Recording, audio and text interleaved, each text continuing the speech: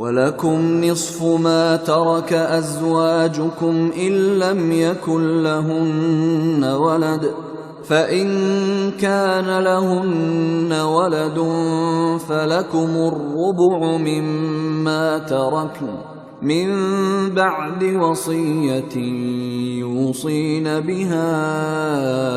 أَوْ دَيْنٍ وَلَهُنَّ الرُّبُعُ مِمَّا تَرَكْتُمْ إِن لَّمْ يَكُن لَّكُمْ وَلَدٌ فَإِن كَانَ لَكُمْ وَلَدٌ فَلَهُنَّ الثُّمُنُ مِمَّا تَرَكْتُمْ مِن بَعْدِ وَصِيَّةٍ تُوصُونَ بِهَا أَوْ دَيْنٍ وَإِن كَانَ رَجُلٌ يُورَثُ كَلَالَةً أَوْ امْرَأَةٌ وَلَهُ أَخٌ أَوْ أُخْتٌ فَلِكُلِّ واحد منهما السُّدُسُ فَإِن كَانُوا أَكْثَرَ مِن ذَلِكَ فَهُمْ شُرَكَاءُ فِي الثُّلُثِ من بعد وصية يوصى بها أو دين غير مضار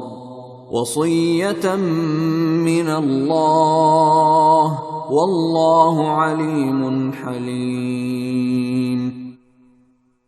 اور تمہاری بیویاں جو کچھ چھوڑ کر جائیں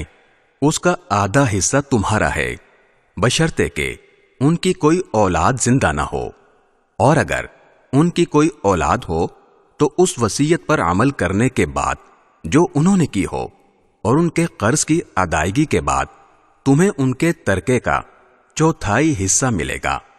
اور تم جو کچھ چھوڑ کر جاؤ اس کا 1/4 ان بیویوں کا ہے، بشرطے کہ تمہاری کوئی اولاد زندہ نہ ہو، اور اگر تمہاری کوئی اولاد ہو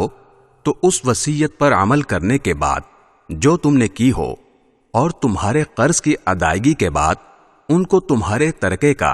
8واں حصہ ملے گا۔ اور اگر وہ مرد یا عورت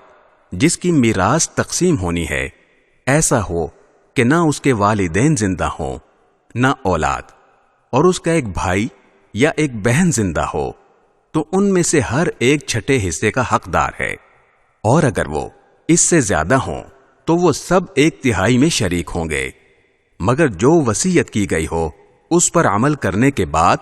اور مرنے والے کے ذمے جو قرض ہو اس کی ادائیگی کے بعد، بشرطے کہ